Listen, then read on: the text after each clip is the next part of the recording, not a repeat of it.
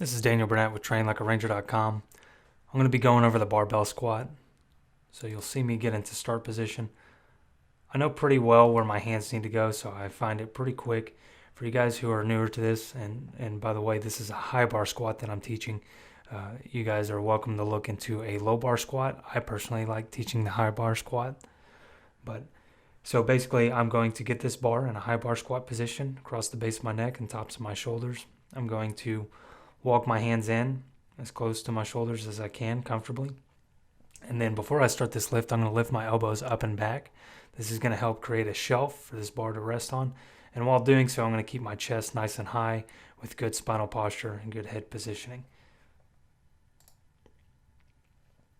So you'll see me lift off. All right, my feet are shoulder width apart or wider. And then I'm going to angle my toes slightly outward. This is good positioning for my knees. I'm going to keep my heels planted. I like to tell people stay heavy on their heels. It's a pointer that helps a lot of people. And when we get to the side view, I'll give you guys more pointers. So as you can see, my elbows went up and back.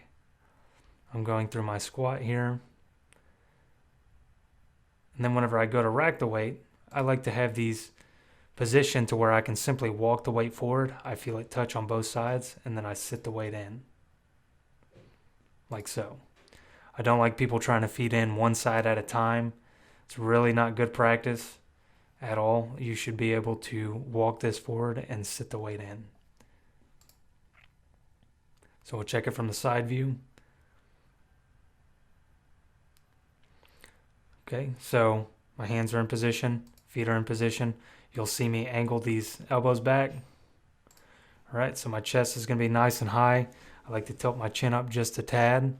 If you need to pick a spot on the wall across from you, feel free to do so.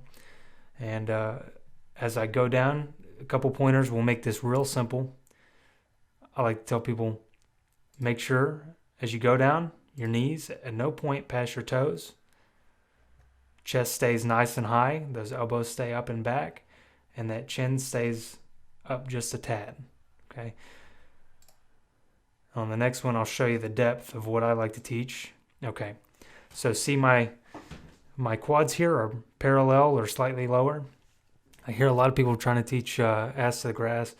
I don't like teaching that personally because what happens when I go lower than this is posterior pelvic tilt. So my pelvis will start to tilt back this way, and that causes lumbar flexion.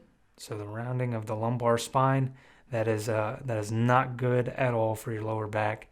So I think the risk outweighs the reward. I think you get plenty of leg engagement here, and this is a good place to stop and then drive through the heels and stand back up, right? So just check those pointers. Again, knees at no point past the toes. You want to stay heavy on the heels, chest nice and high, elbows back, chin up just a bit, and you should be good to go. And walk it in, sit it down, and that is the barbell squat.